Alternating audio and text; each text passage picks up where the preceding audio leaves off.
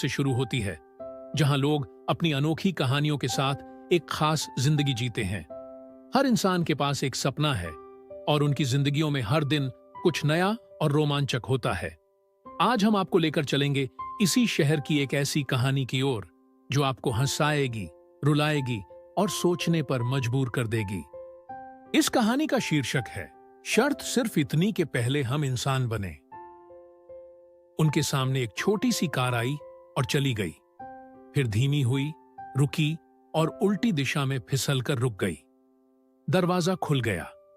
एक युवक बाहर निकला। उन्होंने इन दोनों बूढ़ों के चेहरे और कपड़े देखकर सवाल पूछा, क्या आप गुजरात से आए हैं? कोई परेशानी है? क्या मैं मदद कर सकता हूं? तुम गंदे सुअर, चल निकल यहां से, अभी इसी क्षण। न्यूयॉर्क शहर, संयुक्त राज्य अमेरिका। रात के 10 बजे हैं। खेड़ा जिले के एक छोटे से शहर में एक घर बेचा गया। उन्होंने मायके में 3 बेटियों को रख दिया था। पराये के घर कोई नहीं आया। बच्चू भाई अपनी बहन के घर आए थे। उम्मीद तो यही थी कि 6 महीने तक भैया और भाभी को अपने घर में पनाह देगी तो परदेश में ही बस जाएंगे। देश में कारोबार ठप्प हो गया था और तीनों बेटियां जवानी की दहलीज पर खड़े होने की तैयारी कर रही थीं। अगर सब कुछ ठीक रहता तो ऐसा हो सकता था, लेकिन बच्चू भाई की बहन की बबी भाभी से नहीं बनी।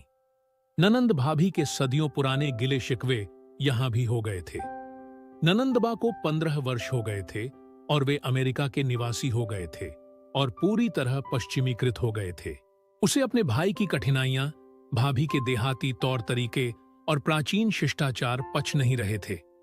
न हालात देखे, न वक्त, और बोले, निकल जाओ इस घर से। बच्चू भाई और बबी बहन ने 4 किताबें पढ़ी थीं। बहन के मुंह से निकले शब्दों को वे क्या समझेंगे, लेकिन उन्हें एहसास हुआ कि जिस शैली में उन अंग्रेजी वाक्यों को उछाला गया था वह न तो प्यार भरा था और न ही मासूम, और उंगली दरवाजे की ओर उठी। बहन को समझाने या डांटने का कोई मतलब नहीं था। पिछले कुछ दिनों से उसका व्यवहार खराब चल रहा था। बच्चू भाई और बबी बहन उसी समय अपने कपड़ों का बैग उठाकर घर से निकल गए।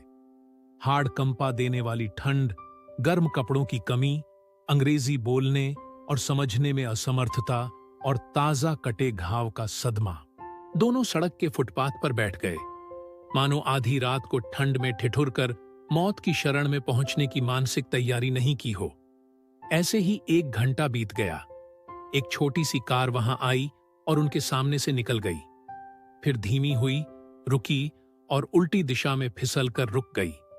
दरवाजा खुल गया। एक युवक बाहर निकला। इन दोनों कांपते बूढ़ों के चेहरे और कपड़े देखकर शुद्ध गुजराती में पूछा, क्या आप गुजरात से आए हैं? कोई परेशानी है? क्या मैं आपकी मदद कर सकता हूं? सिर्फ 3 आसान सवाल। बच्चू भाई ने उत्तर देने से पहले आकाश की ओर देखा। वाह, मेरे रण छोड़ राय, डाकोर ना ठाकोर, आपने साबित कर दिया है कि आप सचमुच हैं।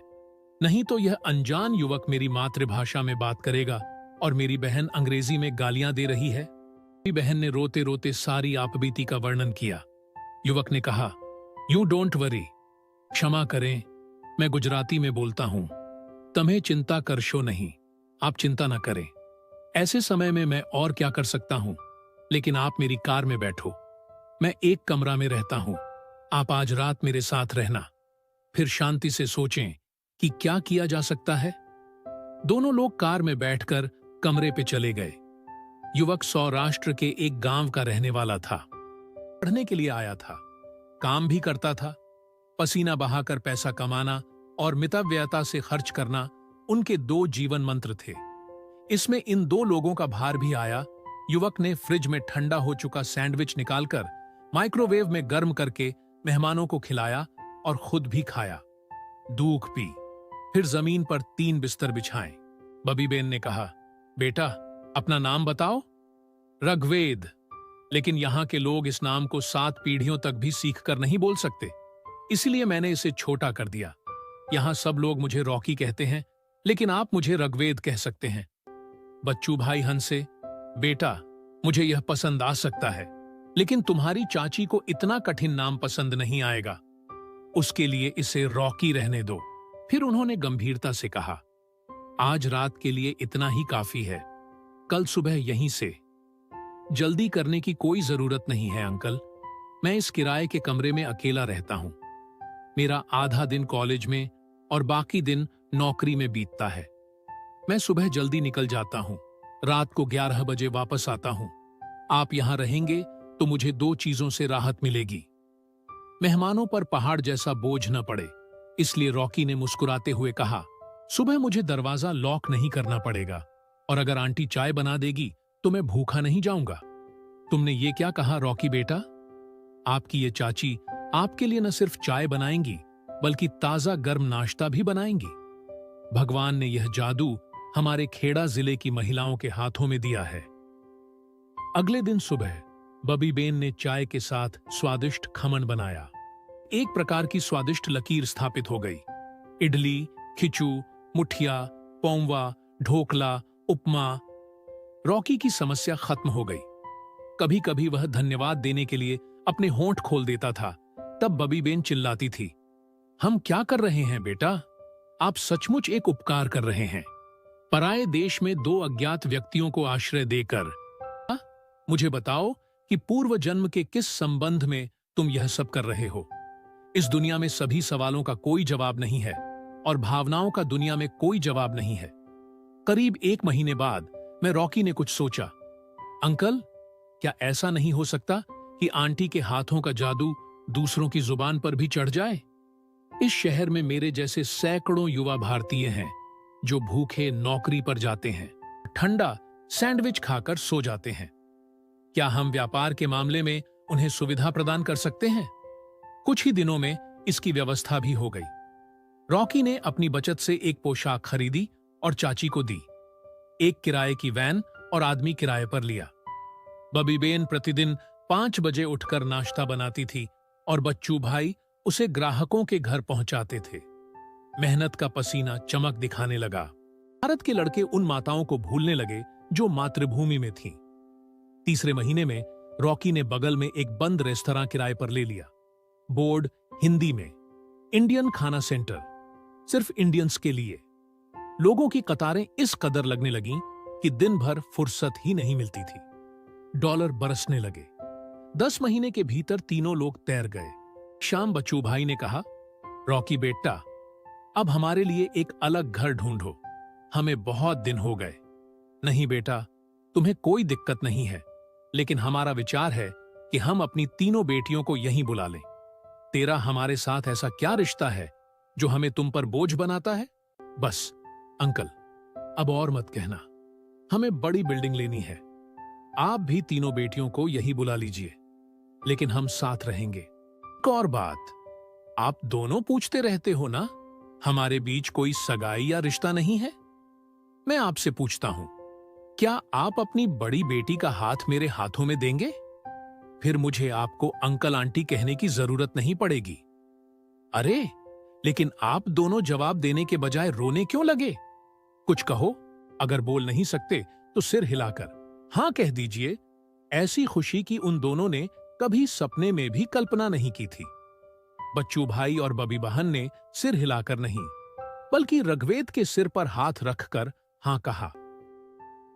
पैर छूकर आशीर्वाद लेना बहुत आसान है, लेकिन जब हमारे कर्म किसी के दिल को छू जाते हैं तो उसके दिल से जो आशीर्वाद मिलता है वही असली आशीर्वाद होता है।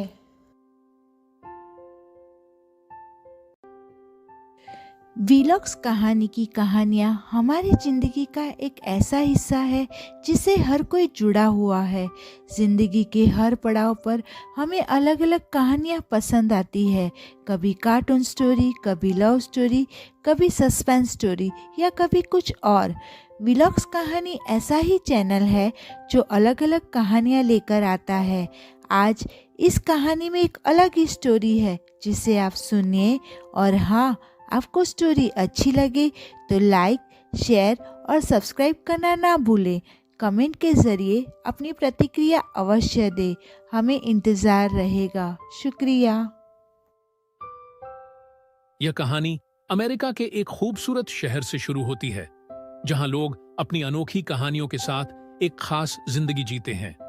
हर इंसान के पास एक सपना है और उनकी जिंदगियों में हर दिन कुछ नया और रोमांचक होता है। आज हम आपको लेकर चलेंगे इसी शहर की एक ऐसी कहानी की ओर जो आपको हंसाएगी, रुलाएगी और सोचने पर मजबूर कर देगी। इस कहानी का शीर्षक है शर्त सिर्फ इतनी कि पहले हम इंसान बने। उनके सामने एक छोटी सी कार आई और चली गई, फिर धीमी हुई, रुकी और उल्टी दिशा में फिसल कर रुक गई। दरवाजा खुल गया। एक युवक बाहर निकला। उन्होंने इन दोनों बूढ़ों के चेहरे और कपड़े देखकर सवाल पूछा, क्या आप गुजरात से आए हैं? कोई परेशानी है? क्या मैं मदद कर सकता हूं? तुम गंदे सुअर, चल निकल यहां से अभी इसी क्षण। न्यूयॉर्क शहर, संयुक्त राज्य अमेरिका। रात के 10 बजे हैं। खेड़ा जिले के एक छोटे से शहर में एक घर बेचा गया। उन्होंने मायके में 3 बेटियों को रख दिया था। पराये के घर कोई नहीं आया। बच्चू भाई अपनी बहन के घर आए थे। उम्मीद तो यही थी कि 6 महीने तक भैया और भाभी को अपने घर में पनाह देगी तो परदेश में ही बस जाएंगे। देश में कारोबार ठप्प हो गया था और तीनों बेटियां जवानी की दहलीज पर खड़े होने की तैयारी कर रही थीं। अगर सब कुछ ठीक रहता तो ऐसा हो सकता था, लेकिन बच्चू भाई की बहन की बबी भाभी से नहीं बनी। ननंद भाभी के सदियों पुराने गिले शिकवे यहां भी हो गए थे। ननंदबा को 15 वर्ष हो गए थे और वे अमेरिका के निवासी हो गए थे और पूरी तरह पश्चिमीकृत हो गए थे।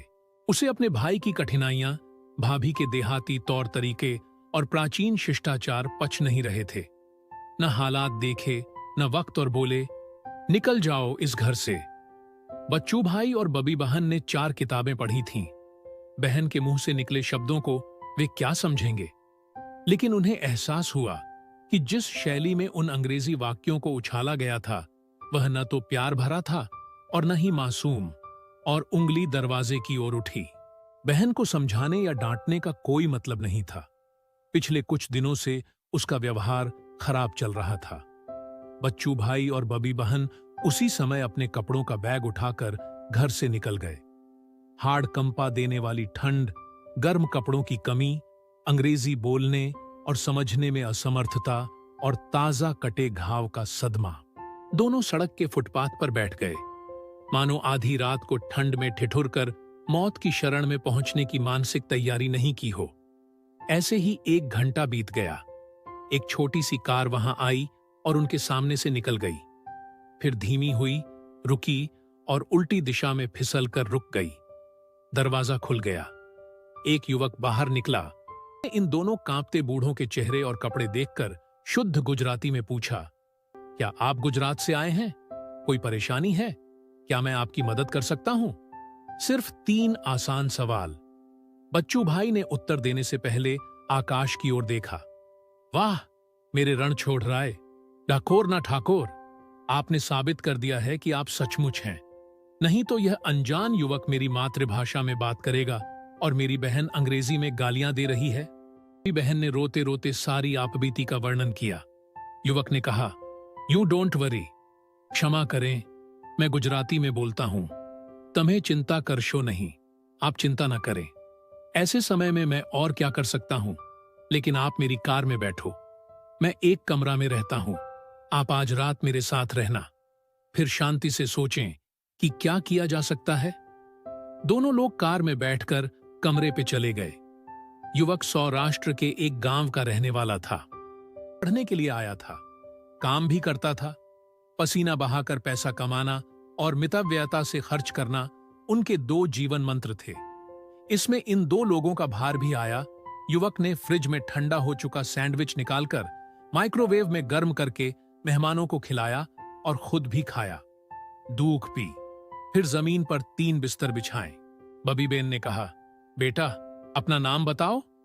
ऋग्वेद।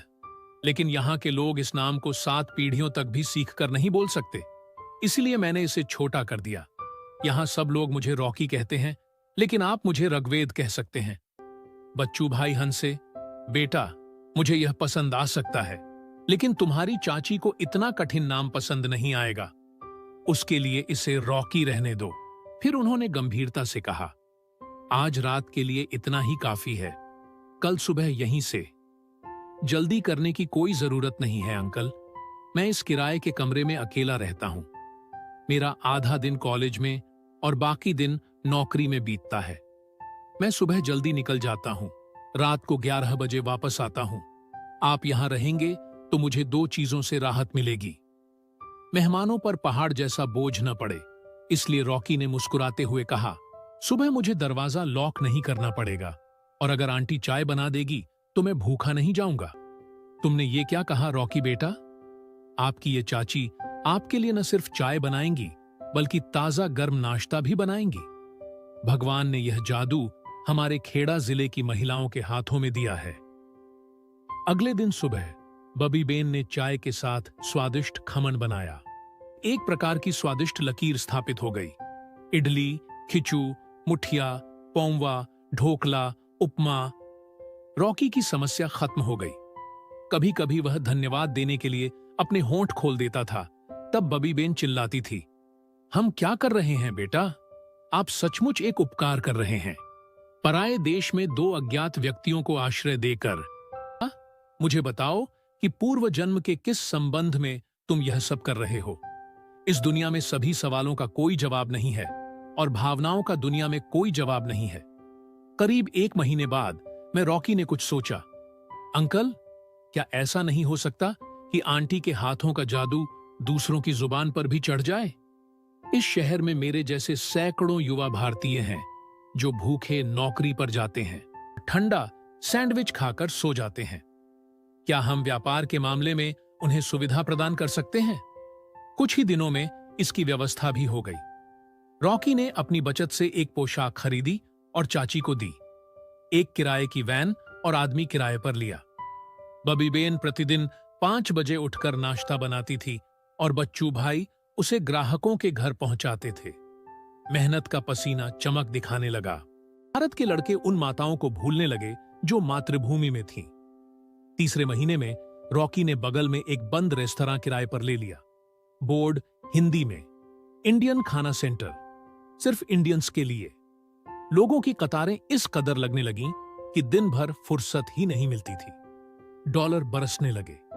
10 महीने के भीतर तीनों लोग तैर गए।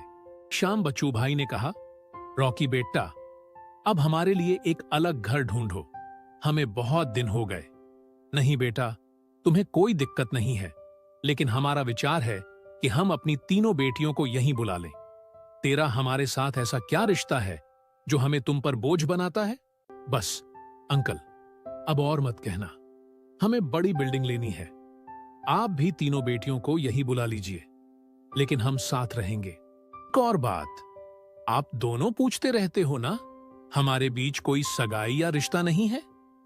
मैं आपसे पूछता हूं, क्या आप अपनी बड़ी बेटी का हाथ मेरे हाथों में देंगे?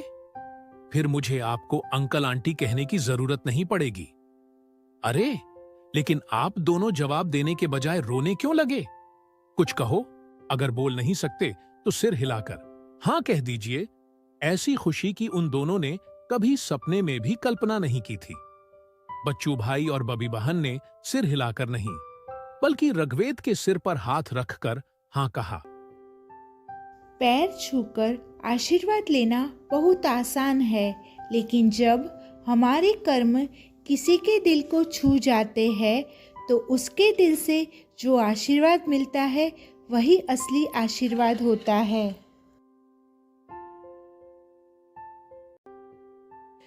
वीलॉग्स कहानी की कहानियाँ हमारी ज़िंदगी का एक ऐसा हिस्सा है जिससे हर कोई जुड़ा हुआ है। ज़िंदगी के हर पड़ाव पर हमें अलग अलग कहानियाँ पसंद आती है। कभी कार्टून स्टोरी, कभी लव स्टोरी, कभी सस्पेंस स्टोरी या कभी कुछ और। वीलॉग्स कहानी ऐसा ही चैनल है जो अलग अलग कहानियाँ लेकर आता है। आज इस कहानी में एक अलग ही स्टोरी है जिसे आप सुनिए, और हाँ, आपको स्टोरी अच्छी लगे तो लाइक, शेयर और सब्सक्राइब करना ना भूलें। कमेंट के ज़रिए अपनी प्रतिक्रिया अवश्य दें, हमें इंतज़ार रहेगा। शुक्रिया।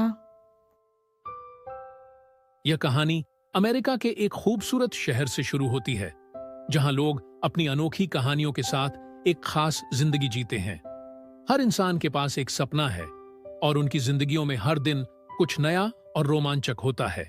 आज हम आपको लेकर चलेंगे इसी शहर की एक ऐसी कहानी की ओर जो आपको हंसाएगी, रुलाएगी और सोचने पर मजबूर कर देगी। इस कहानी का शीर्षक है शर्त सिर्फ इतनी के पहले हम इंसान बने। उनके सामने एक छोटी सी कार आई और चली गई, फिर धीमी हुई, रुकी और उल्टी दिशा में फिसल कर रुक गई। दरवाजा खुल गया। एक युवक बाहर निकला। उन्होंने इन दोनों बूढ़ों के चेहरे और कपड़े देखकर सवाल पूछा, क्या आप गुजरात से आए हैं? कोई परेशानी है? क्या मैं मदद कर सकता हूं? तुम गंदे सुअर, चल निकल यहां से, अभी इसी क्षण। न्यूयॉर्क शहर, संयुक्त राज्य अमेरिका। रात के 10 बजे हैं। खेड़ा जिले के एक छोटे से शहर में एक घर बेचा गया। उन्होंने मायके में 3 बेटियों को रख दिया था। पराये के घर कोई नहीं आया। बच्चू भाई अपनी बहन के घर आए थे। उम्मीद तो यही थी कि 6 महीने तक भैया और भाभी को अपने घर में पनाह देगी तो परदेश में ही बस जाएंगे। देश में कारोबार ठप्प हो गया था और तीनों बेटियां जवानी की दहलीज पर खड़े होने की तैयारी कर रही थीं। अगर सब कुछ ठीक रहता तो ऐसा हो सकता था, लेकिन बच्चू भाई की बहन की बबी भाभी से नहीं बनी। ननंद भाभी के सदियों पुराने गिले शिकवे यहां भी हो गए थे। ननंदबा को 15 वर्ष हो गए थे और वे अमेरिका के निवासी हो गए थे और पूरी तरह पश्चिमीकृत हो गए थे। उसे अपने भाई की कठिनाइयां, भाभी के देहाती तौर तरीके और प्राचीन शिष्टाचार पच नहीं रहे थे। न हालात देखे, न वक्त, और बोले, निकल जाओ इस घर से। बच्चू भाई और बबी बहन ने 4 किताबें पढ़ी थीं। बहन के मुंह से निकले शब्दों को वे क्या समझेंगे, लेकिन उन्हें एहसास हुआ कि जिस शैली में उन अंग्रेजी वाक्यों को उछाला गया था वह न तो प्यार भरा था और न ही मासूम, और उंगली दरवाजे की ओर उठी। बहन को समझाने या डांटने का कोई मतलब नहीं था। पिछले कुछ दिनों से उसका व्यवहार खराब चल रहा था। बच्चू भाई और बबी बहन उसी समय अपने कपड़ों का बैग उठाकर घर से निकल गए। हाड़ कंपा देने वाली ठंड, गर्म कपड़ों की कमी, अंग्रेजी बोलने और समझने में असमर्थता और ताजा कटे घाव का सदमा। दोनों सड़क के फुटपाथ पर बैठ गए, मानो आधी रात को ठंड में ठिठुर कर मौत की शरण में पहुंचने की मानसिक तैयारी नहीं की हो। ऐसे ही 1 घंटा बीत गया। एक छोटी सी कार वहां आई और उनके सामने से निकल गई, फिर धीमी हुई, रुकी और उल्टी दिशा में फिसल कर रुक गई। दरवाजा खुल गया। एक युवक बाहर निकला। इन दोनों कांपते बूढ़ों के चेहरे और कपड़े देखकर शुद्ध गुजराती में पूछा, क्या आप गुजरात से आए हैं? कोई परेशानी है? क्या मैं आपकी मदद कर सकता हूं? सिर्फ 3 आसान सवाल। बच्चू भाई ने उत्तर देने से पहले आकाश की ओर देखा। वाह मेरे रण छोड़ राय, डाकोर ना ठाकोर, आपने साबित कर दिया है कि आप सचमुच हैं। नहीं तो यह अनजान युवक मेरी मातृभाषा में बात करेगा और मेरी बहन अंग्रेजी में गालियां दे रही है। मेरी बहन ने रोते रोते सारी आपबीती का वर्णन किया। युवक ने कहा, यू डोंट वरी, क्षमा करें, मैं गुजराती में बोलता हूं।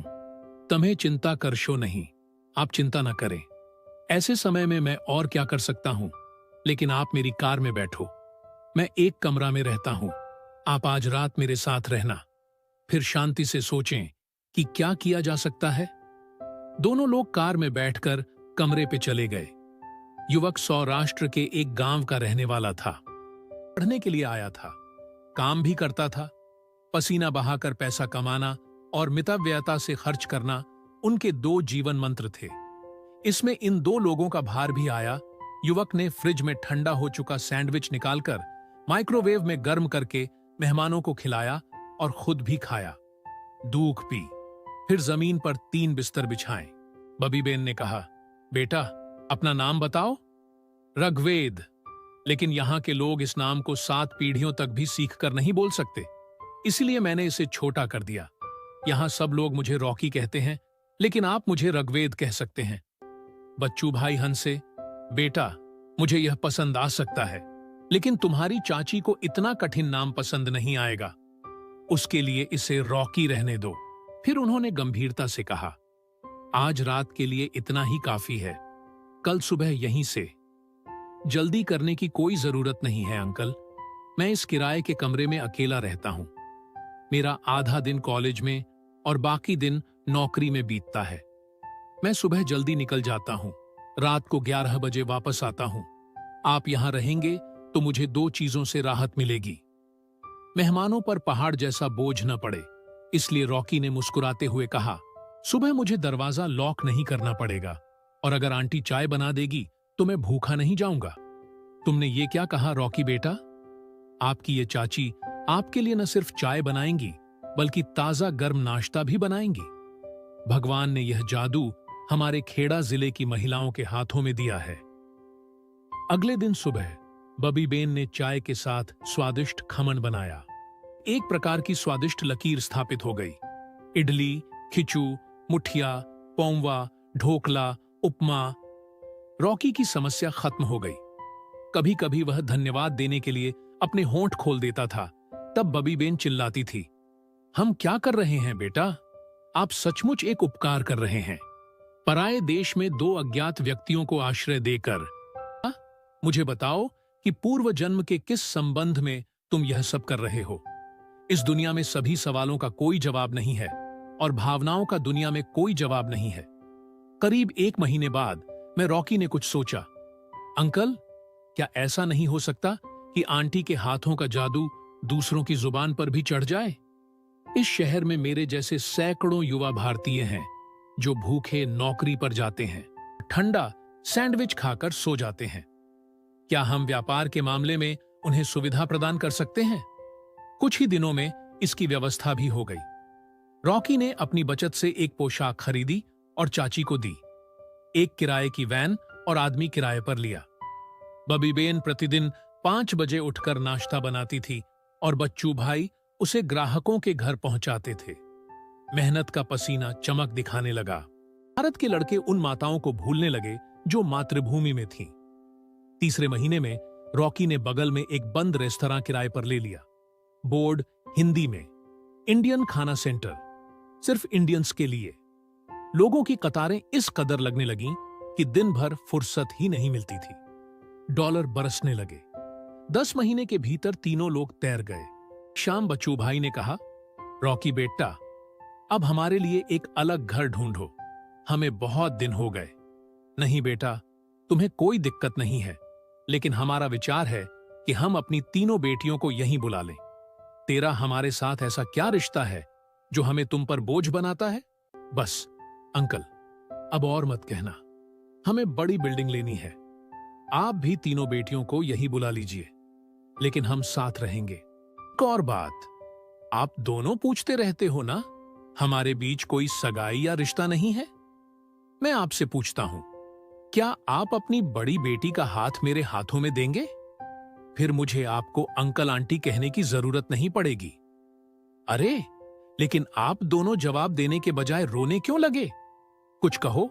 अगर बोल नहीं सकते तो सिर हिलाकर हां कह दीजिए। ऐसी खुशी की उन दोनों ने कभी सपने में भी कल्पना नहीं की थी। बच्चू भाई और बबी बहन ने सिर हिलाकर नहीं, बल्कि रघवेद के सिर पर हाथ रखकर हां कहा। पैर छूकर आशीर्वाद लेना बहुत आसान है, लेकिन जब हमारे कर्म किसी के दिल को छू जाते हैं तो उसके दिल से जो आशीर्वाद मिलता है वही असली आशीर्वाद होता है।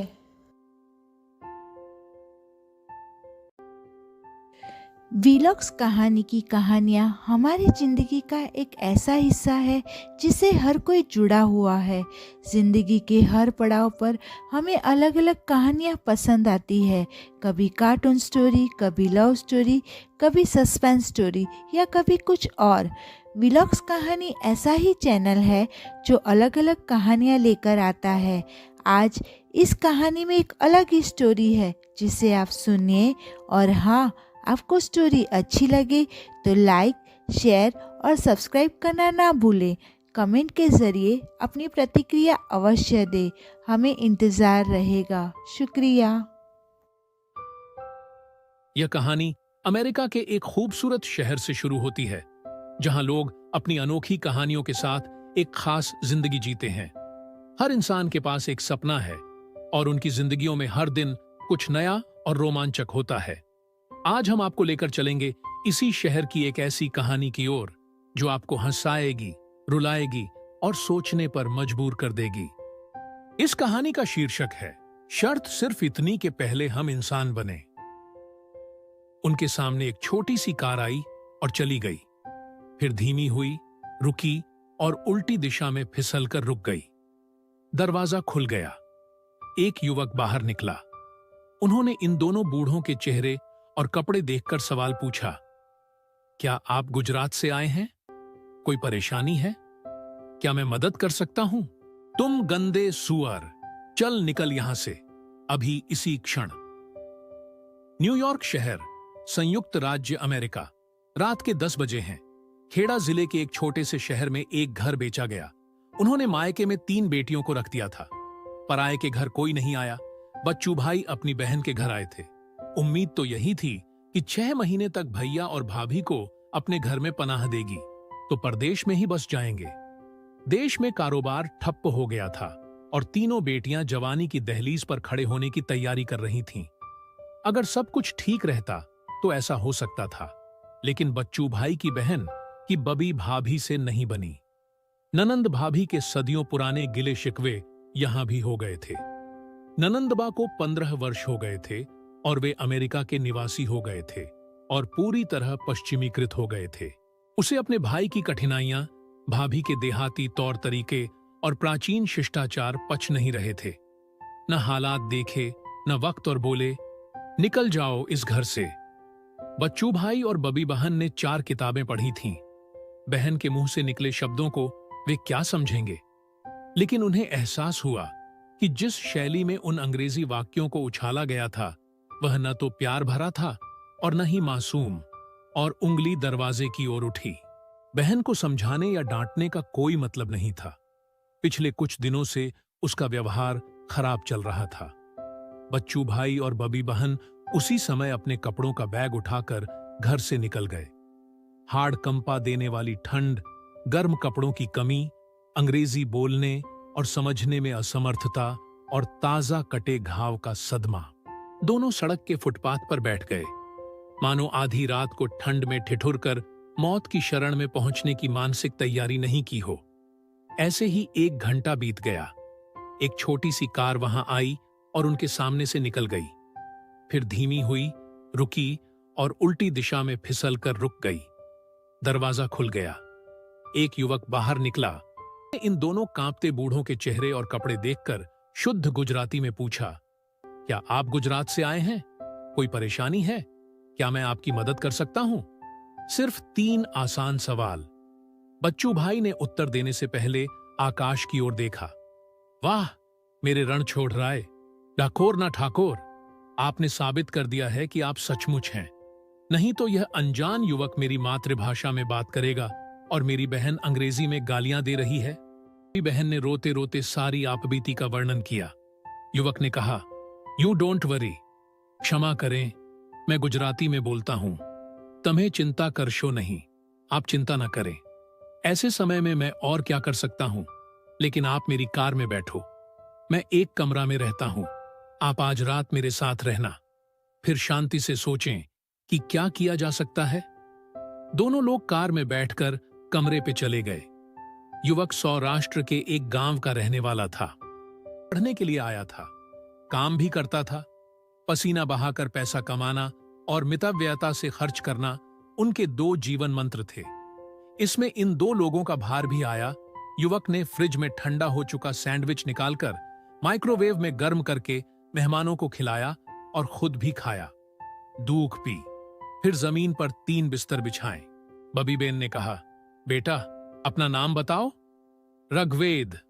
लेकिन यहां के लोग इस नाम को 7 पीढ़ियों तक भी सीख कर नहीं बोल सकते, इसलिए मैंने इसे छोटा कर दिया। यहां सब लोग मुझे रॉकी कहते हैं, लेकिन आप मुझे ऋग्वेद कह सकते हैं। बच्चू भाई हंसे, बेटा मुझे यह पसंद आ सकता है, लेकिन तुम्हारी चाची को इतना कठिन नाम पसंद नहीं आएगा, उसके लिए इसे रॉकी रहने दो। फिर उन्होंने गंभीरता से कहा, आज रात के लिए इतना ही काफी है, कल सुबह यहीं से। जल्दी करने की कोई जरूरत नहीं है अंकल, मैं इस किराए के कमरे में अकेला रहता हूं। मेरा आधा दिन कॉलेज में और बाकी दिन नौकरी में बीतता है। मैं सुबह जल्दी निकल जाता हूँ, रात को 11 बजे वापस आता हूँ। आप यहाँ रहेंगे तो मुझे 2 चीजों से राहत मिलेगी। मेहमानों पर पहाड़ जैसा बोझ न पड़े, इसलिए रॉकी ने मुस्कुराते हुए कहा, सुबह मुझे दरवाजा लॉक नहीं करना पड़ेगा और अगर आंटी चाय बना देगी तो मैं भूखा नहीं जाऊंगा। तुमने ये क्या कहा रॉकी बेटा? आपकी ये चाची आपके लिए न सिर्फ चाय बनाएंगी बल्कि ताजा गर्म नाश्ता भी बनाएंगी। भगवान ने यह जादू हमारे खेड़ा जिले की महिलाओं के हाथों में दिया है। अगले दिन सुबह बबी बेन ने चाय के साथ स्वादिष्ट खमन बनाया। एक प्रकार की स्वादिष्ट लकीर स्थापित हो गई। इडली, खिचू, मुठिया, पौंवा, ढोकला, उपमा। रॉकी की समस्या खत्म हो गई। कभी कभी वह धन्यवाद देने के लिए अपने होंठ खोल देता था, तब बबी बेन चिल्लाती थी, हम क्या कर रहे हैं बेटा? आप सचमुच एक उपकार कर रहे हैं। पराये देश में 2 अज्ञात व्यक्तियों को आश्रय देकर। मुझे बताओ कि पूर्व जन्म के किस संबंध में तुम यह सब कर रहे हो? इस दुनिया में सभी सवालों का कोई जवाब नहीं है और भावनाओं का दुनिया में कोई जवाब नहीं है। करीब 1 महीने बाद मैं रॉकी ने कुछ सोचा, अंकल, क्या ऐसा नहीं हो सकता कि आंटी के हाथों का जादू दूसरों की जुबान पर भी चढ़ जाए? इस शहर में मेरे जैसे सैकड़ों युवा भारतीय हैं जो भूखे नौकरी पर जाते हैं, ठंडा सैंडविच खाकर सो जाते हैं। क्या हम व्यापार के मामले में उन्हें सुविधा प्रदान कर सकते हैं? कुछ ही दिनों में इसकी व्यवस्था भी हो गई। रॉकी ने अपनी बचत से एक पोशाक खरीदी और चाची को दी। एक किराए की वैन और आदमी किराए पर लिया। बबी बेन प्रतिदिन 5 बजे उठकर नाश्ता बनाती थी और बच्चू भाई उसे ग्राहकों के घर पहुंचाते थे। मेहनत का पसीना चमक दिखाने लगा। भारत के लड़के उन माताओं को भूलने लगे जो मातृभूमि में थीं। तीसरे महीने में रॉकी ने बगल में एक बंद रेस्तरां किराए पर ले लिया। बोर्ड हिंदी में, इंडियन खाना सेंटर, सिर्फ इंडियंस के लिए। लोगों की कतारें इस कदर लगने लगीं कि दिन भर फुर्सत ही नहीं मिलती थी। डॉलर बरसने लगे। 10 महीने के भीतर तीनों लोग तैर गए। शाम बच्चू भाई ने कहा, रॉकी बेटा, अब हमारे लिए एक अलग घर ढूंढो, हमें बहुत दिन हो गए। नहीं बेटा, तुम्हें कोई दिक्कत नहीं है, लेकिन हमारा विचार है कि हम अपनी तीनों बेटियों को यहीं बुला लें। तेरा हमारे साथ ऐसा क्या रिश्ता है जो हमें तुम पर बोझ बनाता है? बस अंकल, अब और मत कहना। हमें बड़ी बिल्डिंग लेनी है। आप भी तीनों बेटियों को यही बुला लीजिए, लेकिन हम साथ रहेंगे। एक और बात, आप दोनों पूछते रहते हो ना, हमारे बीच कोई सगाई या रिश्ता नहीं है? मैं आपसे पूछता हूं, क्या आप अपनी बड़ी बेटी का हाथ मेरे हाथों में देंगे? फिर मुझे आपको अंकल आंटी कहने की जरूरत नहीं पड़ेगी। अरे, लेकिन आप दोनों जवाब देने के बजाय रोने क्यों लगे? कुछ कहो। अगर बोल नहीं सकते तो सिर हिलाकर हां कह दीजिए। ऐसी खुशी की उन दोनों ने कभी सपने में भी कल्पना नहीं की थी। बच्चू भाई और बबी बहन ने सिर हिलाकर नहीं, बल्कि ऋग्वेद के सिर पर हाथ रखकर हां कहा। पैर छूकर आशीर्वाद लेना बहुत आसान है, लेकिन जब हमारे कर्म किसी के दिल को छू जाते हैं तो उसके दिल से जो आशीर्वाद मिलता है वही असली आशीर्वाद होता है। वीलॉग्स कहानी की कहानियाँ हमारी ज़िंदगी का एक ऐसा हिस्सा है जिससे हर कोई जुड़ा हुआ है। ज़िंदगी के हर पड़ाव पर हमें अलग अलग कहानियाँ पसंद आती है। कभी कार्टून स्टोरी, कभी लव स्टोरी, कभी सस्पेंस स्टोरी या कभी कुछ और। वीलॉग्स कहानी ऐसा ही चैनल है जो अलग अलग कहानियाँ लेकर आता है। आज इस कहानी में एक अलग ही स्टोरी है जिसे आप सुनिए, और हाँ, आपको स्टोरी अच्छी लगे तो लाइक, शेयर और सब्सक्राइब करना ना भूलें। कमेंट के ज़रिए अपनी प्रतिक्रिया अवश्य दें, हमें इंतज़ार रहेगा। शुक्रिया। यह कहानी अमेरिका के एक खूबसूरत शहर से शुरू होती है, जहां लोग अपनी अनोखी कहानियों के साथ एक खास जिंदगी जीते हैं। हर इंसान के पास एक सपना है और उनकी जिंदगियों में हर दिन कुछ नया और रोमांचक होता है। आज हम आपको लेकर चलेंगे इसी शहर की एक ऐसी कहानी की ओर जो आपको हंसाएगी, रुलाएगी और सोचने पर मजबूर कर देगी। इस कहानी का शीर्षक है शर्त सिर्फ इतनी कि पहले हम इंसान बने। उनके सामने एक छोटी सी कार आई और चली गई, फिर धीमी हुई, रुकी और उल्टी दिशा में फिसलकर रुक गई। दरवाजा खुल गया। एक युवक बाहर निकला।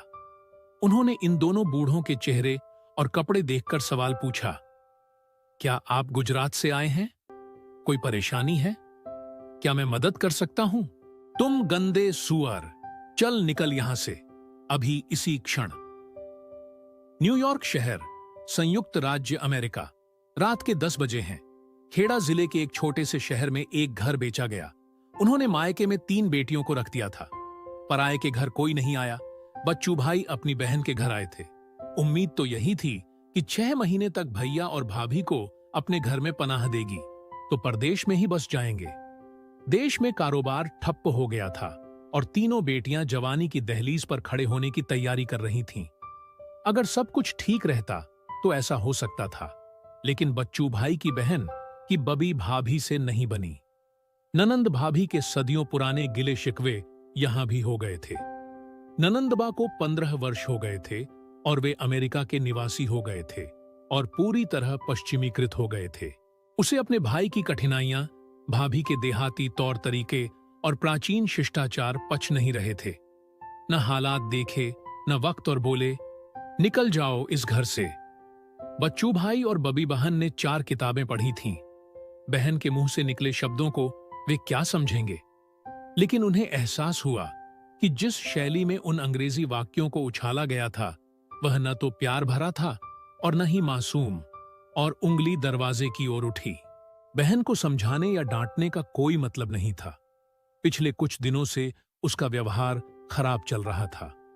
बच्चू भाई और बबी बहन उसी समय अपने कपड़ों का बैग उठाकर घर से निकल गए। हाड़ कंपा देने वाली ठंड, गर्म कपड़ों की कमी, अंग्रेजी बोलने और समझने में असमर्थता और ताजा कटे घाव का सदमा। दोनों सड़क के फुटपाथ पर बैठ गए, मानो आधी रात को ठंड में ठिठुर कर मौत की शरण में पहुंचने की मानसिक तैयारी नहीं की हो। ऐसे ही 1 घंटा बीत गया। एक छोटी सी कार वहां आई और उनके सामने से निकल गई, फिर धीमी हुई, रुकी और उल्टी दिशा में फिसल कर रुक गई। दरवाजा खुल गया। एक युवक बाहर निकला। इन दोनों कांपते बूढ़ों के चेहरे और कपड़े देखकर शुद्ध गुजराती में पूछा, क्या आप गुजरात से आए हैं? कोई परेशानी है? क्या मैं आपकी मदद कर सकता हूं? सिर्फ 3 आसान सवाल। बच्चू भाई ने उत्तर देने से पहले आकाश की ओर देखा। वाह, मेरे रण छोड़ राय, डाकोर ना ठाकोर, आपने साबित कर दिया है कि आप सचमुच हैं।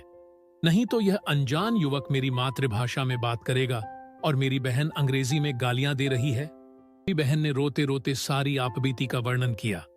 युवक ने कहा, यू डोंट वरी, क्षमा करें, मैं गुजराती में बोलता हूं। तुम्हें चिंता करशो नहीं, आप चिंता ना करें। ऐसे समय में मैं और क्या कर सकता हूं, लेकिन आप मेरी कार में बैठो।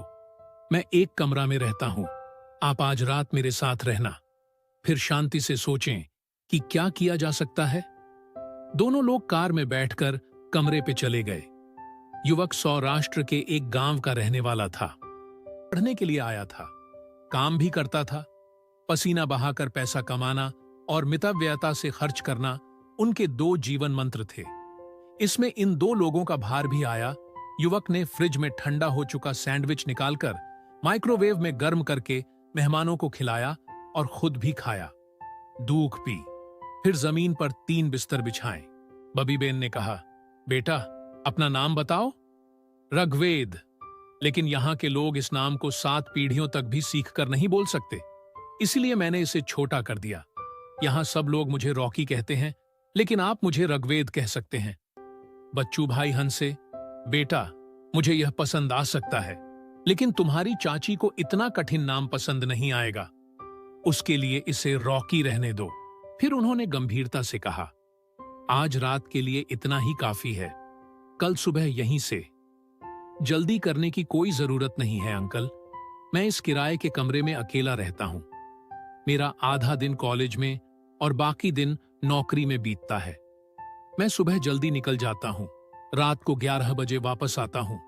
आप यहां रहेंगे तो मुझे दो चीजों से राहत मिलेगी।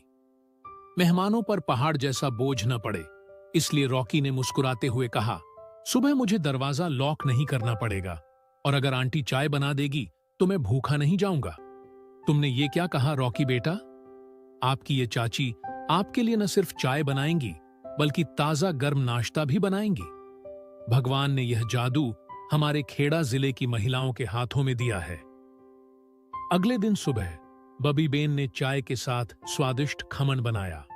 एक प्रकार की स्वादिष्ट लकीर स्थापित हो गई। इडली, खिचू, मुठिया, पौंवा, ढोकला, उपमा। रॉकी की समस्या खत्म हो गई। कभी कभी वह धन्यवाद देने के लिए अपने होंठ खोल देता था, तब बबी बेन चिल्लाती थी, हम क्या कर रहे हैं बेटा? आप सचमुच एक उपकार कर रहे हैं। पराये देश में दो अज्ञात व्यक्तियों को आश्रय देकर। मुझे बताओ कि पूर्व जन्म के किस संबंध में तुम यह सब कर रहे हो? इस दुनिया में सभी सवालों का कोई जवाब नहीं है और भावनाओं का दुनिया में कोई जवाब नहीं है। करीब 1 महीने बाद मैं रॉकी ने कुछ सोचा। अंकल, क्या ऐसा नहीं हो सकता कि आंटी के हाथों का जादू दूसरों की जुबान पर भी चढ़ जाए? इस शहर में मेरे जैसे सैकड़ों युवा भारतीय हैं जो भूखे नौकरी पर जाते हैं, ठंडा सैंडविच खाकर सो जाते हैं। क्या हम व्यापार के मामले में उन्हें सुविधा प्रदान कर सकते हैं? कुछ ही दिनों में इसकी व्यवस्था भी हो गई। रॉकी ने अपनी बचत से एक पोशाक खरीदी और चाची को दी। एक किराए की वैन और आदमी किराए पर लिया। बबी बेन प्रतिदिन 5 बजे उठकर नाश्ता बनाती थी और बच्चू भाई उसे ग्राहकों के घर पहुंचाते थे। मेहनत का पसीना चमक दिखाने लगा। भारत के लड़के उन माताओं को भूलने लगे जो मातृभूमि में थीं। तीसरे महीने में रॉकी ने बगल में एक बंद रेस्तरां किराए पर ले लिया। बोर्ड हिंदी में, इंडियन खाना सेंटर, सिर्फ इंडियंस के लिए। लोगों की कतारें इस कदर लगने लगीं कि दिन भर फुर्सत ही नहीं मिलती थी। डॉलर बरसने लगे। 10 महीने के भीतर तीनों लोग तैर गए। शाम बच्चू भाई ने कहा, रॉकी बेटा, अब हमारे लिए एक अलग घर ढूंढो, हमें बहुत दिन हो गए। नहीं बेटा, तुम्हें कोई दिक्कत नहीं है, लेकिन हमारा विचार है कि हम अपनी तीनों बेटियों को यहीं बुला लें। तेरा हमारे साथ ऐसा क्या रिश्ता है जो हमें तुम पर बोझ बनाता है? बस अंकल, अब और मत कहना। हमें बड़ी बिल्डिंग लेनी है। आप भी तीनों बेटियों को यही बुला लीजिए, लेकिन हम साथ रहेंगे। एक और बात, आप दोनों पूछते रहते हो ना, हमारे बीच कोई सगाई या रिश्ता नहीं है? मैं आपसे पूछता हूं, क्या आप अपनी बड़ी बेटी का हाथ मेरे हाथों में देंगे? फिर मुझे आपको अंकल आंटी कहने की जरूरत नहीं पड़ेगी। अरे, लेकिन आप दोनों जवाब देने के बजाय रोने क्यों लगे? कुछ कहो। अगर बोल नहीं सकते तो सिर हिलाकर हां कह दीजिए। ऐसी खुशी की उन दोनों ने कभी सपने में भी कल्पना नहीं की थी। बच्चू भाई और बबी बहन ने सिर हिलाकर नहीं, बल्कि ऋग्वेद के सिर पर हाथ रखकर हां कहा। पैर छूकर आशीर्वाद लेना बहुत आसान है, लेकिन जब हमारे कर्म किसी के दिल को छू जाते हैं तो उसके दिल से जो आशीर्वाद मिलता है वही असली आशीर्वाद होता है।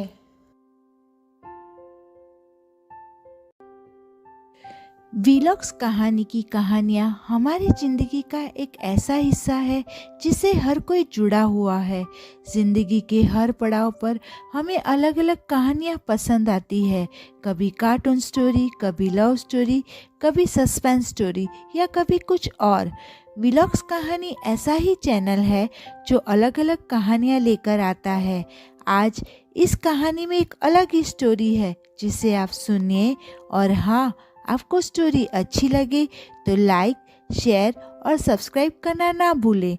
कमेंट के ज़रिए अपनी प्रतिक्रिया अवश्य दें, हमें इंतज़ार रहेगा। शुक्रिया। यह कहानी अमेरिका के एक खूबसूरत शहर से शुरू होती है, जहां लोग अपनी अनोखी कहानियों के साथ एक खास जिंदगी जीते हैं। हर इंसान के पास एक सपना है और उनकी जिंदगियों में हर दिन कुछ नया और रोमांचक होता है। आज हम आपको लेकर चलेंगे इसी शहर की एक ऐसी कहानी की ओर जो आपको हंसाएगी, रुलाएगी और सोचने पर मजबूर कर देगी। इस कहानी का शीर्षक है, शर्त सिर्फ इतनी कि पहले हम इंसान बने। उनके सामने एक छोटी सी कार आई और चली गई। फिर धीमी हुई, रुकी और उल्टी दिशा में फिसलकर रुक गई। दरवाजा खुल गया। एक युवक बाहर निकला।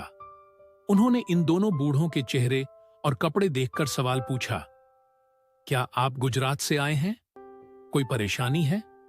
क्या मैं मदद कर सकता हूं? तुम गंदे सुअर, चल निकल यहां से, अभी इसी क्षण। न्यूयॉर्क शहर, संयुक्त राज्य अमेरिका। रात के 10 बजे हैं। खेड़ा जिले के एक छोटे से शहर में एक घर बेचा गया। उन्होंने मायके में 3 बेटियों को रख दिया था। पराये के घर कोई नहीं आया। बच्चू भाई अपनी बहन के घर आए थे। उम्मीद तो यही थी कि 6 महीने तक भैया और भाभी को अपने घर में पनाह देगी, तो परदेश में ही बस जाएंगे। देश में कारोबार ठप्प हो गया था और तीनों बेटियां जवानी की दहलीज पर खड़े होने की तैयारी कर रही थीं। अगर सब कुछ ठीक रहता तो ऐसा हो सकता था, लेकिन बच्चू भाई की बहन की बबी भाभी से नहीं बनी। ननंद भाभी के सदियों पुराने गिले शिकवे यहां भी हो गए थे। ननंदबा को 15 वर्ष हो गए थे और वे अमेरिका के निवासी हो गए थे और पूरी तरह पश्चिमीकृत हो गए थे। उसे अपने भाई की कठिनाइयां, भाभी के देहाती तौर तरीके और प्राचीन शिष्टाचार पच नहीं रहे थे। न हालात देखे, न वक्त, और बोले, निकल जाओ इस घर से। बच्चू भाई और बबी बहन ने 4 किताबें पढ़ी थीं। बहन के मुंह से निकले शब्दों को वे क्या समझेंगे, लेकिन उन्हें एहसास हुआ कि जिस शैली में उन अंग्रेजी वाक्यों को उछाला गया था वह न तो प्यार भरा था और न ही मासूम, और उंगली दरवाजे की ओर उठी। बहन को समझाने या डांटने का कोई मतलब नहीं था। पिछले कुछ दिनों से उसका व्यवहार खराब चल रहा था। बच्चू भाई और बबी बहन उसी समय अपने कपड़ों का बैग उठाकर घर से निकल गए। हाड़ कंपा देने वाली ठंड, गर्म कपड़ों की कमी, अंग्रेजी बोलने और समझने में असमर्थता और ताजा कटे घाव का सदमा। दोनों सड़क के फुटपाथ पर बैठ गए, मानो आधी रात को ठंड में ठिठुर कर मौत की शरण में पहुंचने की मानसिक तैयारी नहीं की हो। ऐसे ही 1 घंटा बीत गया।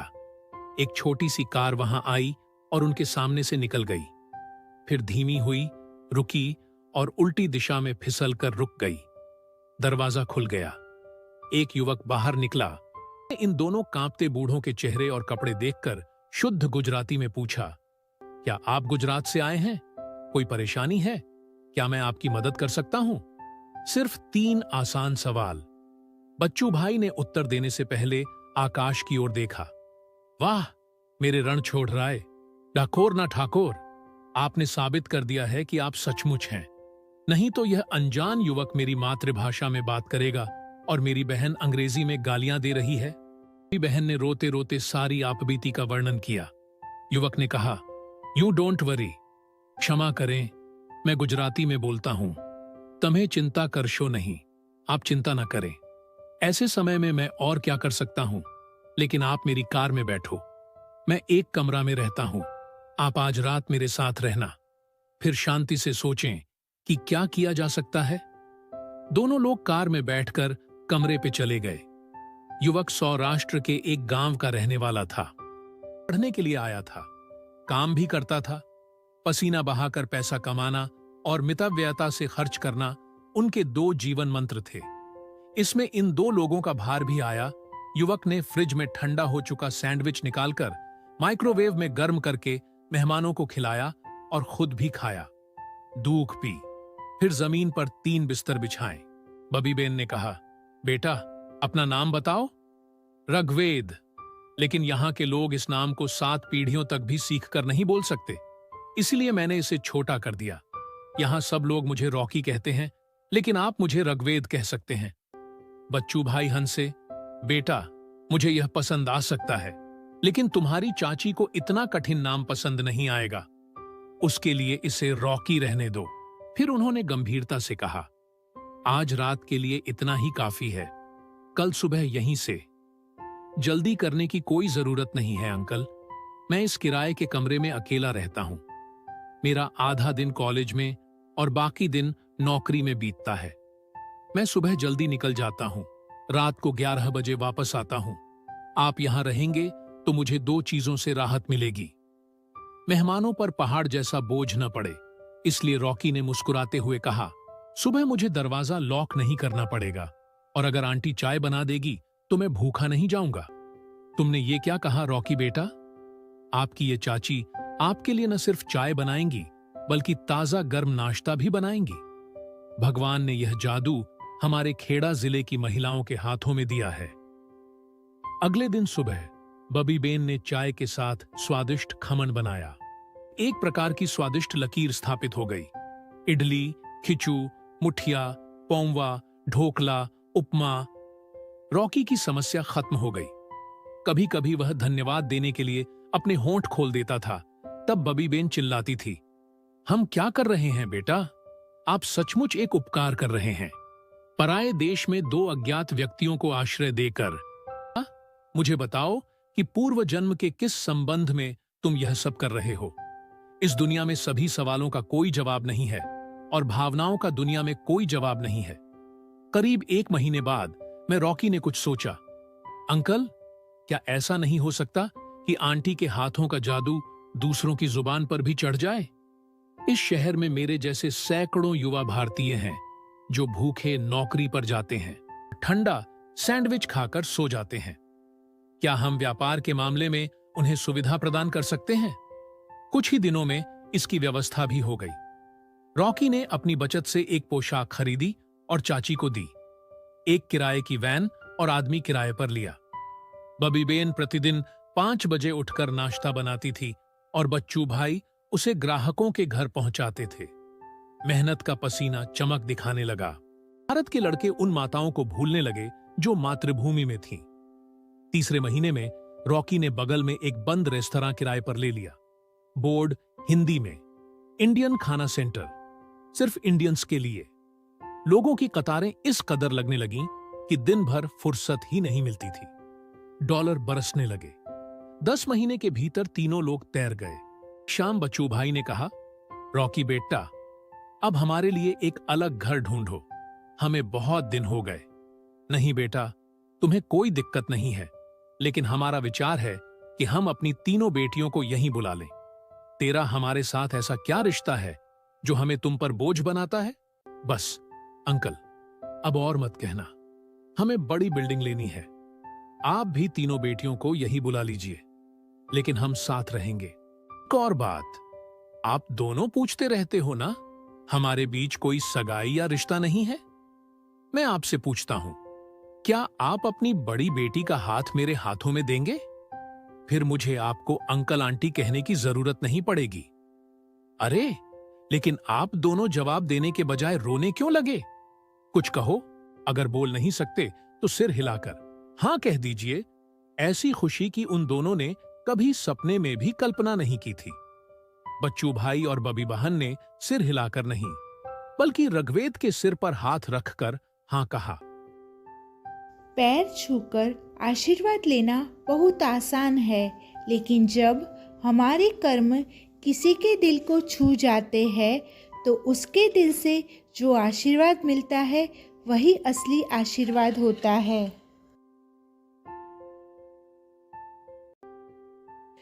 वीलॉग्स कहानी की कहानियाँ हमारी ज़िंदगी का एक ऐसा हिस्सा है जिससे हर कोई जुड़ा हुआ है। ज़िंदगी के हर पड़ाव पर हमें अलग अलग कहानियाँ पसंद आती है। कभी कार्टून स्टोरी, कभी लव स्टोरी, कभी सस्पेंस स्टोरी या कभी कुछ और। वीलॉग्स कहानी ऐसा ही चैनल है जो अलग अलग कहानियाँ लेकर आता है।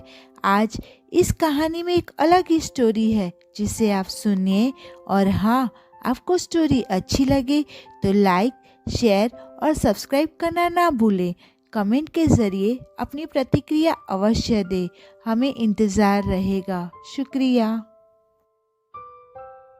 यह कहानी अमेरिका के एक खूबसूरत शहर से शुरू होती है, जहां लोग अपनी अनोखी कहानियों के साथ एक खास जिंदगी जीते हैं। हर इंसान के पास एक सपना है और उनकी जिंदगियों में हर दिन कुछ नया और रोमांचक होता है। आज हम आपको लेकर चलेंगे इसी शहर की एक ऐसी कहानी की ओर जो आपको हंसाएगी, रुलाएगी और सोचने पर मजबूर कर देगी। इस कहानी का शीर्षक है, शर्त सिर्फ इतनी कि पहले हम इंसान बने। उनके सामने एक छोटी सी कार आई और चली गई, फिर धीमी हुई, रुकी और उल्टी दिशा में फिसलकर रुक गई। दरवाजा खुल गया। एक युवक बाहर निकला। उन्होंने इन दोनों बूढ़ों के चेहरे और कपड़े देखकर सवाल पूछा, क्या आप गुजरात से आए हैं? कोई परेशानी है? क्या मैं मदद कर सकता हूं? तुम गंदे सुअर, चल निकल यहां से, अभी इसी क्षण। न्यूयॉर्क शहर, संयुक्त राज्य अमेरिका। रात के 10 बजे हैं। खेड़ा जिले के एक छोटे से शहर में एक घर बेचा गया। उन्होंने मायके में 3 बेटियों को रख दिया था। पराये के घर कोई नहीं आया। बच्चू भाई अपनी बहन के घर आए थे। उम्मीद तो यही थी कि 6 महीने तक भैया और भाभी को अपने घर में पनाह देगी, तो परदेश में ही बस जाएंगे। देश में कारोबार ठप्प हो गया था और तीनों बेटियां जवानी की दहलीज पर खड़े होने की तैयारी कर रही थीं। अगर सब कुछ ठीक रहता तो ऐसा हो सकता था, लेकिन बच्चू भाई की बहन की बबी भाभी से नहीं बनी। ननंद भाभी के सदियों पुराने गिले शिकवे यहां भी हो गए थे। ननंदबा को 15 वर्ष हो गए थे और वे अमेरिका के निवासी हो गए थे और पूरी तरह पश्चिमीकृत हो गए थे। उसे अपने भाई की कठिनाइयां, भाभी के देहाती तौर तरीके और प्राचीन शिष्टाचार पच नहीं रहे थे। न हालात देखे, न वक्त, और बोले, निकल जाओ इस घर से।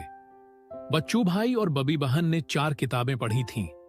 बहन के मुंह से निकले शब्दों को वे क्या समझेंगे, लेकिन उन्हें एहसास हुआ कि जिस शैली में उन अंग्रेजी वाक्यों को उछाला गया था वह न तो प्यार भरा था और न ही मासूम, और उंगली दरवाजे की ओर उठी।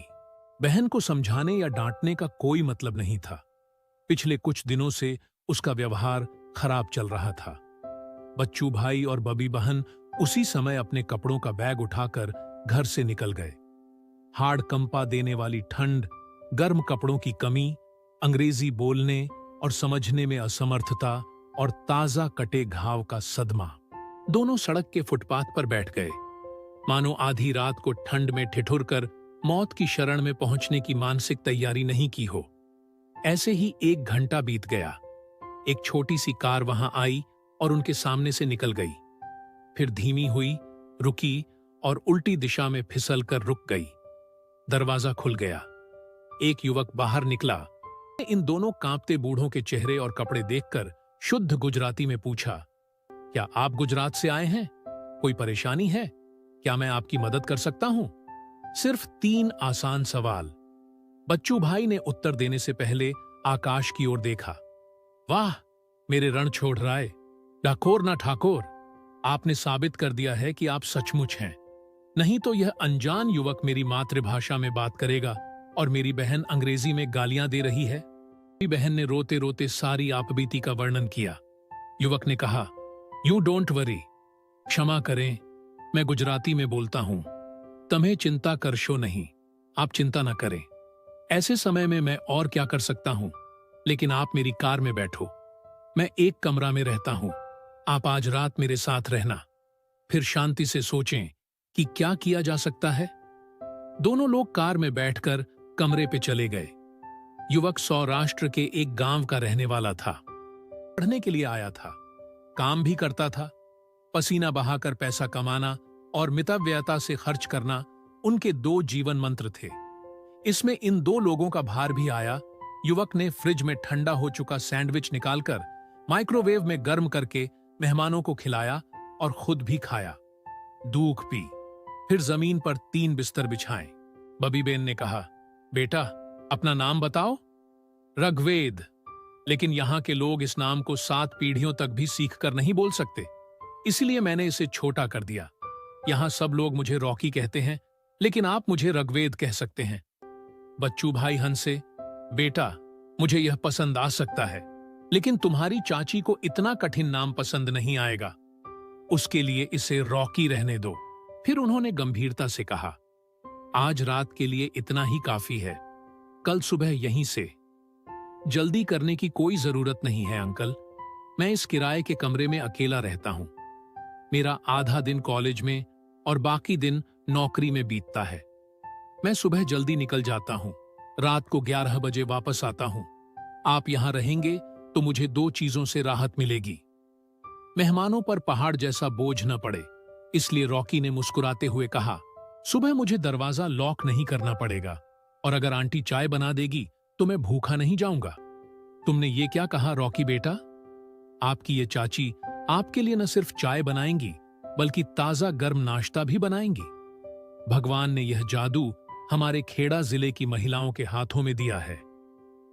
अगले दिन सुबह बबी बेन ने चाय के साथ स्वादिष्ट खमन बनाया। एक प्रकार की स्वादिष्ट लकीर स्थापित हो गई। इडली, खिचू, मुठिया, पौंवा, ढोकला, उपमा। रॉकी की समस्या खत्म हो गई। कभी कभी वह धन्यवाद देने के लिए अपने होंठ खोल देता था। तब बबी बेन चिल्लाती थी, हम क्या कर रहे हैं बेटा? आप सचमुच एक उपकार कर रहे हैं। पराये देश में 2 अज्ञात व्यक्तियों को आश्रय देकर। मुझे बताओ कि पूर्व जन्म के किस संबंध में तुम यह सब कर रहे हो? इस दुनिया में सभी सवालों का कोई जवाब नहीं है और भावनाओं का दुनिया में कोई जवाब नहीं है। करीब 1 महीने बाद मैं रॉकी ने कुछ सोचा। अंकल, क्या ऐसा नहीं हो सकता कि आंटी के हाथों का जादू दूसरों की जुबान पर भी चढ़ जाए? इस शहर में मेरे जैसे सैकड़ों युवा भारतीय हैं जो भूखे नौकरी पर जाते हैं, ठंडा सैंडविच खाकर सो जाते हैं। क्या हम व्यापार के मामले में उन्हें सुविधा प्रदान कर सकते हैं? कुछ ही दिनों में इसकी व्यवस्था भी हो गई। रॉकी ने अपनी बचत से एक पोशाक खरीदी और चाची को दी। एक किराए की वैन और आदमी किराए पर लिया। बबी बेन प्रतिदिन 5 बजे उठकर नाश्ता बनाती थी और बच्चू भाई उसे ग्राहकों के घर पहुंचाते थे। मेहनत का पसीना चमक दिखाने लगा। भारत के लड़के उन माताओं को भूलने लगे जो मातृभूमि में थीं। तीसरे महीने में रॉकी ने बगल में एक बंद रेस्तरां किराए पर ले लिया। बोर्ड हिंदी में, इंडियन खाना सेंटर, सिर्फ इंडियंस के लिए। लोगों की कतारें इस कदर लगने लगीं कि दिन भर फुर्सत ही नहीं मिलती थी। डॉलर बरसने लगे। 10 महीने के भीतर तीनों लोग तैर गए। शाम बच्चू भाई ने कहा, रॉकी बेटा, अब हमारे लिए एक अलग घर ढूंढो, हमें बहुत दिन हो गए। नहीं बेटा, तुम्हें कोई दिक्कत नहीं है, लेकिन हमारा विचार है कि हम अपनी तीनों बेटियों को यहीं बुला लें। तेरा हमारे साथ ऐसा क्या रिश्ता है जो हमें तुम पर बोझ बनाता है? बस अंकल, अब और मत कहना। हमें बड़ी बिल्डिंग लेनी है। आप भी तीनों बेटियों को यही बुला लीजिए, लेकिन हम साथ रहेंगे। एक और बात, आप दोनों पूछते रहते हो ना, हमारे बीच कोई सगाई या रिश्ता नहीं है? मैं आपसे पूछता हूं, क्या आप अपनी बड़ी बेटी का हाथ मेरे हाथों में देंगे? फिर मुझे आपको अंकल आंटी कहने की जरूरत नहीं पड़ेगी। अरे, लेकिन आप दोनों जवाब देने के बजाय रोने क्यों लगे? कुछ कहो। अगर बोल नहीं सकते तो सिर हिलाकर हां कह दीजिए। ऐसी खुशी की उन दोनों ने कभी सपने में भी कल्पना नहीं की थी। बच्चू भाई और बबी बहन ने सिर हिलाकर नहीं, बल्कि ऋग्वेद के सिर पर हाथ रखकर हां कहा। पैर छूकर आशीर्वाद लेना बहुत आसान है, लेकिन जब हमारे कर्म किसी के दिल को छू जाते हैं तो उसके दिल से जो आशीर्वाद मिलता है वही असली आशीर्वाद होता है। वीलॉग्स कहानी की कहानियाँ हमारी ज़िंदगी का एक ऐसा हिस्सा है जिससे हर कोई जुड़ा हुआ है। ज़िंदगी के हर पड़ाव पर हमें अलग अलग कहानियाँ पसंद आती है। कभी कार्टून स्टोरी, कभी लव स्टोरी, कभी सस्पेंस स्टोरी या कभी कुछ और। वीलॉग्स कहानी ऐसा ही चैनल है जो अलग अलग कहानियाँ लेकर आता है। आज इस कहानी में एक अलग ही स्टोरी है जिसे आप सुनिए, और हाँ, आपको स्टोरी अच्छी लगे तो लाइक, शेयर और सब्सक्राइब करना ना भूलें। कमेंट के ज़रिए अपनी प्रतिक्रिया अवश्य दें, हमें इंतज़ार रहेगा। शुक्रिया। यह कहानी अमेरिका के एक खूबसूरत शहर से शुरू होती है, जहां लोग अपनी अनोखी कहानियों के साथ एक खास जिंदगी जीते हैं। हर इंसान के पास एक सपना है और उनकी जिंदगियों में हर दिन कुछ नया और रोमांचक होता है। आज हम आपको लेकर चलेंगे इसी शहर की एक ऐसी कहानी की ओर जो आपको हंसाएगी, रुलाएगी और सोचने पर मजबूर कर देगी। इस कहानी का शीर्षक है, शर्त सिर्फ इतनी कि पहले हम इंसान बने। उनके सामने एक छोटी सी कार आई और चली गई, फिर धीमी हुई, रुकी और उल्टी दिशा में फिसलकर रुक गई। दरवाजा खुल गया एक युवक बाहर निकला। उन्होंने इन दोनों बूढ़ों के चेहरे और कपड़े देखकर सवाल पूछा, क्या आप गुजरात से आए हैं? कोई परेशानी है? क्या मैं मदद कर सकता हूं? तुम गंदे सुअर, चल निकल यहां से, अभी इसी क्षण। न्यूयॉर्क शहर, संयुक्त राज्य अमेरिका। रात के 10 बजे हैं। खेड़ा जिले के एक छोटे से शहर में एक घर बेचा गया। उन्होंने मायके में 3 बेटियों को रख दिया था। पराये के घर कोई नहीं आया। बच्चू भाई अपनी बहन के घर आए थे। उम्मीद तो यही थी कि 6 महीने तक भैया और भाभी को अपने घर में पनाह देगी, तो परदेश में ही बस जाएंगे। देश में कारोबार ठप्प हो गया था और तीनों बेटियां जवानी की दहलीज पर खड़े होने की तैयारी कर रही थीं। अगर सब कुछ ठीक रहता तो ऐसा हो सकता था, लेकिन बच्चू भाई की बहन की बबी भाभी से नहीं बनी। ननंद भाभी के सदियों पुराने गिले शिकवे यहां भी हो गए थे। ननंदबा को 15 वर्ष हो गए थे और वे अमेरिका के निवासी हो गए थे और पूरी तरह पश्चिमीकृत हो गए थे।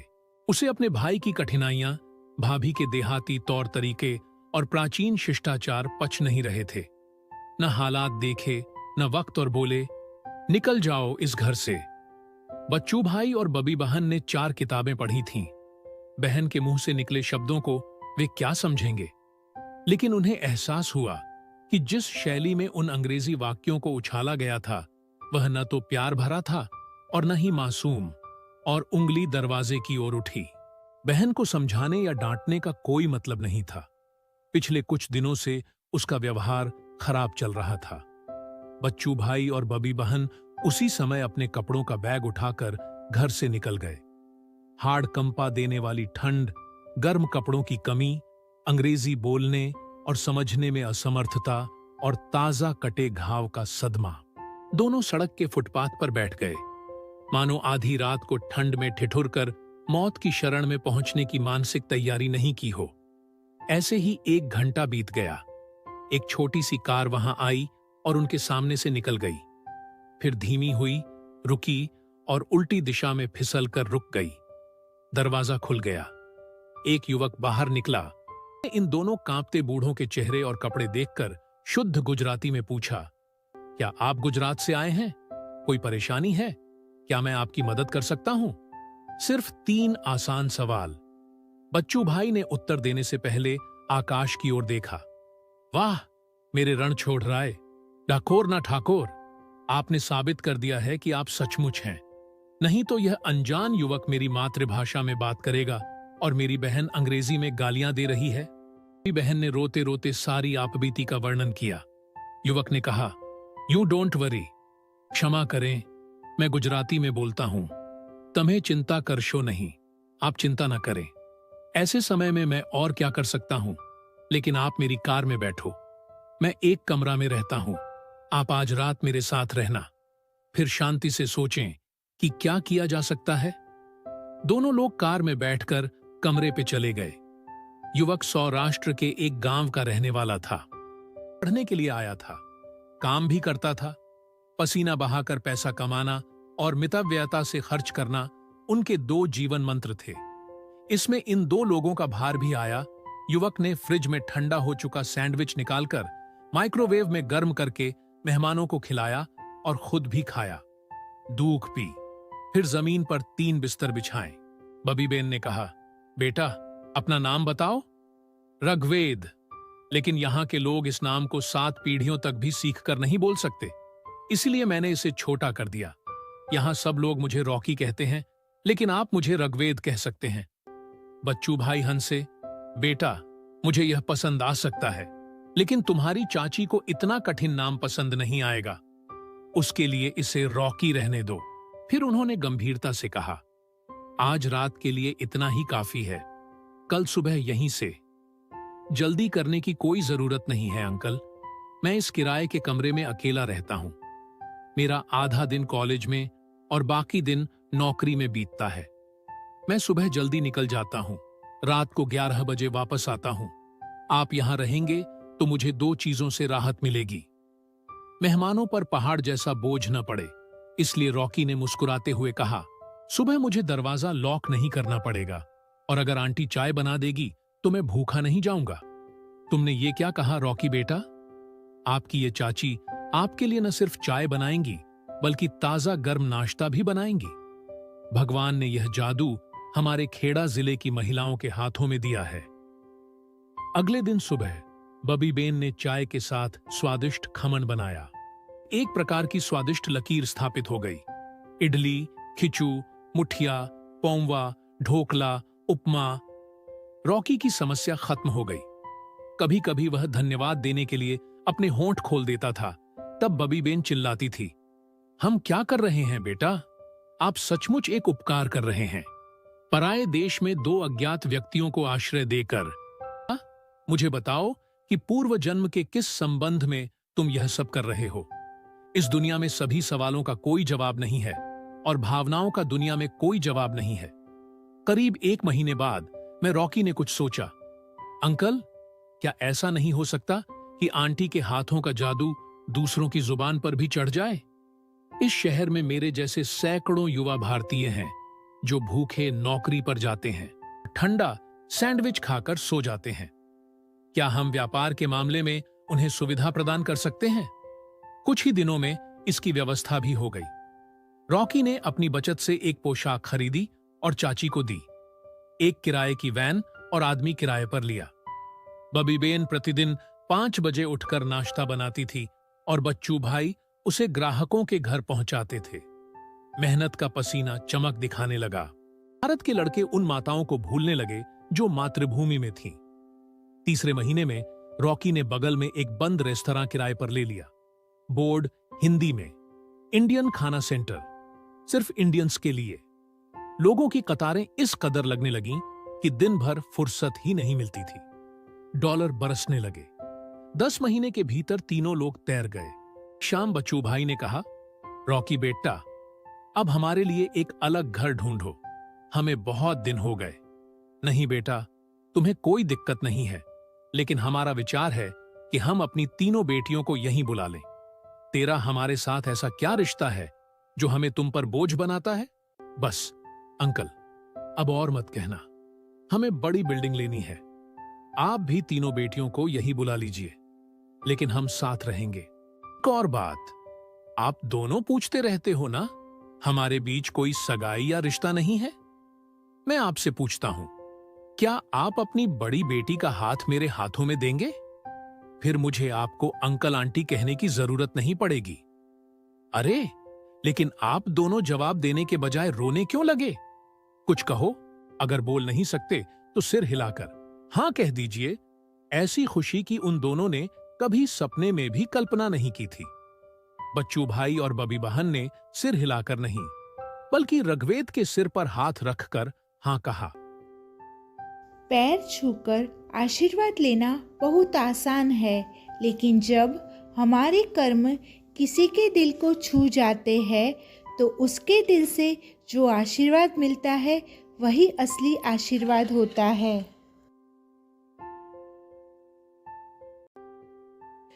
वीलॉग्स कहानी की कहानियाँ हमारी ज़िंदगी का एक ऐसा हिस्सा है जिससे हर कोई जुड़ा हुआ है। ज़िंदगी के हर पड़ाव पर हमें अलग अलग कहानियाँ पसंद आती है। कभी कार्टून स्टोरी, कभी लव स्टोरी, कभी सस्पेंस स्टोरी या कभी कुछ और। वीलॉग्स कहानी ऐसा ही चैनल है जो अलग अलग कहानियाँ लेकर आता है। आज इस कहानी में एक अलग ही स्टोरी है जिसे आप सुनिए, और हाँ, आपको स्टोरी अच्छी लगे तो लाइक, शेयर और सब्सक्राइब करना ना भूलें। कमेंट के ज़रिए अपनी प्रतिक्रिया अवश्य दें, हमें इंतज़ार रहेगा। शुक्रिया। यह कहानी अमेरिका के एक खूबसूरत शहर से शुरू होती है, जहां लोग अपनी अनोखी कहानियों के साथ एक खास जिंदगी जीते हैं। हर इंसान के पास एक सपना है और उनकी जिंदगियों में हर दिन कुछ नया और रोमांचक होता है। आज हम आपको लेकर चलेंगे इसी शहर की एक ऐसी कहानी की ओर जो आपको हंसाएगी, रुलाएगी और सोचने पर मजबूर कर देगी। इस कहानी का शीर्षक है, शर्त सिर्फ इतनी कि पहले हम इंसान बने। उनके सामने एक छोटी सी कार आई और चली गई, फिर धीमी हुई, रुकी और उल्टी दिशा में फिसल कर रुक गई। दरवाजा खुल गया। एक युवक बाहर निकला। उन्होंने इन दोनों बूढ़ों के चेहरे और कपड़े देखकर सवाल पूछा, क्या आप गुजरात से आए हैं? कोई परेशानी है? क्या मैं मदद कर सकता हूं? तुम गंदे सुअर, चल निकल यहां से, अभी इसी क्षण। न्यूयॉर्क शहर, संयुक्त राज्य अमेरिका। रात के 10 बजे हैं। खेड़ा जिले के एक छोटे से शहर में एक घर बेचा गया। उन्होंने मायके में 3 बेटियों को रख दिया था। पराये के घर कोई नहीं आया। बच्चू भाई अपनी बहन के घर आए थे। उम्मीद तो यही थी कि 6 महीने तक भैया और भाभी को अपने घर में पनाह देगी, तो परदेश में ही बस जाएंगे। देश में कारोबार ठप्प हो गया था और तीनों बेटियां जवानी की दहलीज पर खड़े होने की तैयारी कर रही थीं। अगर सब कुछ ठीक रहता तो ऐसा हो सकता था, लेकिन बच्चू भाई की बहन की बबी भाभी से नहीं बनी। ननंद भाभी के सदियों पुराने गिले शिकवे यहां भी हो गए थे। ननंदबा को 15 वर्ष हो गए थे और वे अमेरिका के निवासी हो गए थे और पूरी तरह पश्चिमीकृत हो गए थे। उसे अपने भाई की कठिनाइयां, भाभी के देहाती तौर तरीके और प्राचीन शिष्टाचार पच नहीं रहे थे। न हालात देखे, न वक्त, और बोले, निकल जाओ इस घर से। बच्चू भाई और बबी बहन ने 4 किताबें पढ़ी थीं। बहन के मुंह से निकले शब्दों को वे क्या समझेंगे, लेकिन उन्हें एहसास हुआ कि जिस शैली में उन अंग्रेजी वाक्यों को उछाला गया था वह न तो प्यार भरा था और न ही मासूम, और उंगली दरवाजे की ओर उठी। बहन को समझाने या डांटने का कोई मतलब नहीं था। पिछले कुछ दिनों से उसका व्यवहार खराब चल रहा था। बच्चू भाई और बबी बहन उसी समय अपने कपड़ों का बैग उठाकर घर से निकल गए। हाड़ कंपा देने वाली ठंड, गर्म कपड़ों की कमी, अंग्रेजी बोलने और समझने में असमर्थता और ताजा कटे घाव का सदमा। दोनों सड़क के फुटपाथ पर बैठ गए, मानो आधी रात को ठंड में ठिठुर कर मौत की शरण में पहुंचने की मानसिक तैयारी नहीं की हो। ऐसे ही 1 घंटा बीत गया। एक छोटी सी कार वहां आई और उनके सामने से निकल गई। फिर धीमी हुई, रुकी और उल्टी दिशा में फिसल कर रुक गई। दरवाजा खुल गया। एक युवक बाहर निकला। इन दोनों कांपते बूढ़ों के चेहरे और कपड़े देखकर शुद्ध गुजराती में पूछा, क्या आप गुजरात से आए हैं? कोई परेशानी है? क्या मैं आपकी मदद कर सकता हूं? सिर्फ 3 आसान सवाल। बच्चू भाई ने उत्तर देने से पहले आकाश की ओर देखा। वाह मेरे रण छोड़ राय, डाकोर ना ठाकोर, आपने साबित कर दिया है कि आप सचमुच हैं। नहीं तो यह अनजान युवक मेरी मातृभाषा में बात करेगा और मेरी बहन अंग्रेजी में गालियां दे रही है। मेरी बहन ने रोते रोते सारी आपबीती का वर्णन किया। युवक ने कहा, यू डोंट वरी, क्षमा करें, मैं गुजराती में बोलता हूं। तुम्हें चिंता करशो नहीं, आप चिंता ना करें। ऐसे समय में मैं और क्या कर सकता हूं, लेकिन आप मेरी कार में बैठो। मैं एक कमरा में रहता हूं, आप आज रात मेरे साथ रहना, फिर शांति से सोचें कि क्या किया जा सकता है। दोनों लोग कार में बैठकर कमरे पे चले गए। युवक सौराष्ट्र के एक गांव का रहने वाला था। पढ़ने के लिए आया था, काम भी करता था। पसीना बहाकर पैसा कमाना और मितव्ययता से खर्च करना उनके 2 जीवन मंत्र थे। इसमें इन 2 लोगों का भार भी आया। युवक ने फ्रिज में ठंडा हो चुका सैंडविच निकालकर माइक्रोवेव में गर्म करके मेहमानों को खिलाया और खुद भी खाया। दूध पी, फिर जमीन पर 3 बिस्तर बिछाए।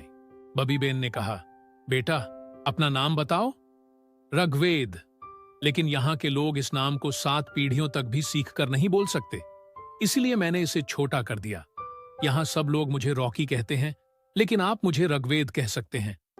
बच्चू भाई हंसे, बेटा मुझे यह पसंद आ सकता है, लेकिन तुम्हारी चाची को इतना कठिन नाम पसंद नहीं आया।